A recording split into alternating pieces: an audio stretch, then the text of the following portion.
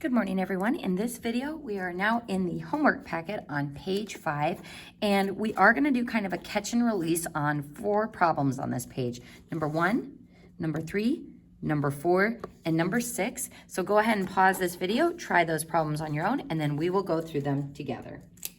All right, folks, on number 1, first, we are going to be naming each of these parent functions. So this one has a cube for the power, so this is a cubic function. This one has absolute value bars, so this is the abs-val function. And yes, you can abbreviate. This one is the square root function. And number 6, this one's got our variable in the exponent with base e. This is an exponential. Next, we're going to describe the transformations, making sure we specify horizontal, vertical, and stretch and shrink factors. And just like we did in the notes, you can just draw little branches off of each of those items. So I'm going to go ahead and start with the 2 on number 1. This is on the outside of my cubic function, so this is a vertical stretch by 2. And again, folks, when I'm checking the homework packets, I'm going to be looking for the V's for vertical, the H's for horizontal, and making sure you include those factors. So how much is it stretching or shrinking by? That plus 1 on the inside, that is going to go left, 1 unit.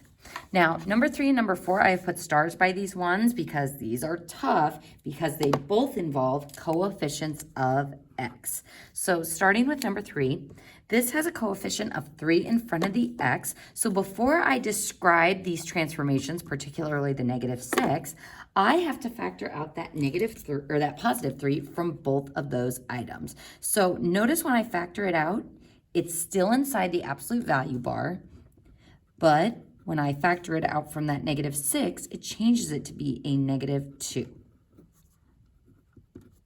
So this is the function I am going to want to describe. So starting with the easy one, that plus 8 is going to move us up 8. Now the minus 2 on the inside will move us right 2. So notice we have to factor out that 3 so that we're getting the right horizontal transformation there.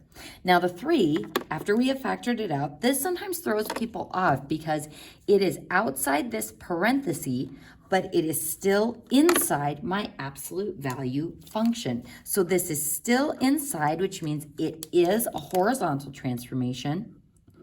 Since it's horizontal, we reciprocalize the number to be 1/3, which makes it a shrink by 1/3.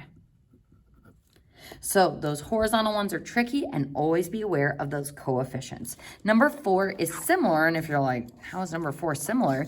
That x actually has a coefficient. So what I'm going to do first, folks, is just rearrange this so that the x is in front of the 5. So negative 1/2 radical negative x plus 5. So maybe now it's a little bit more obvious that the x has a coefficient, and that coefficient is a negative 1. So I'm going to go ahead and factor that out from both. Taking it out of x leaves me with a positive x.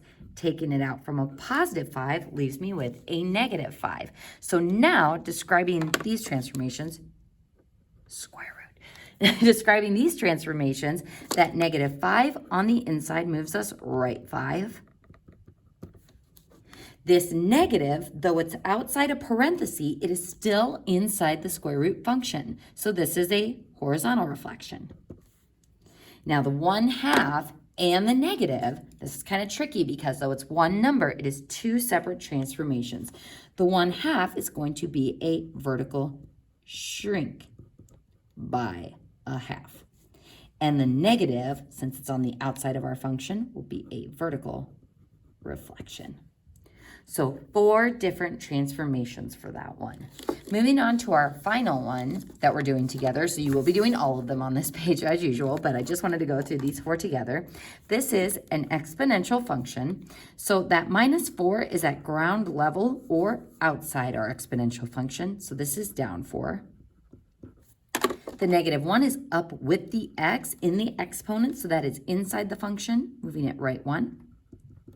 And then the 1/3 is on the outside, making it a vertical shrink by 1/3.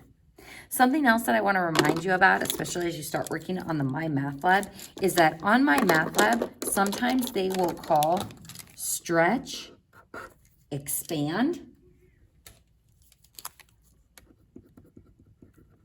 and sometimes they will call shrinking compressing. So just be aware of the other uses of transformation words on that My Math Lab homework. In the next video, we'll be doing more problems in the practice set together.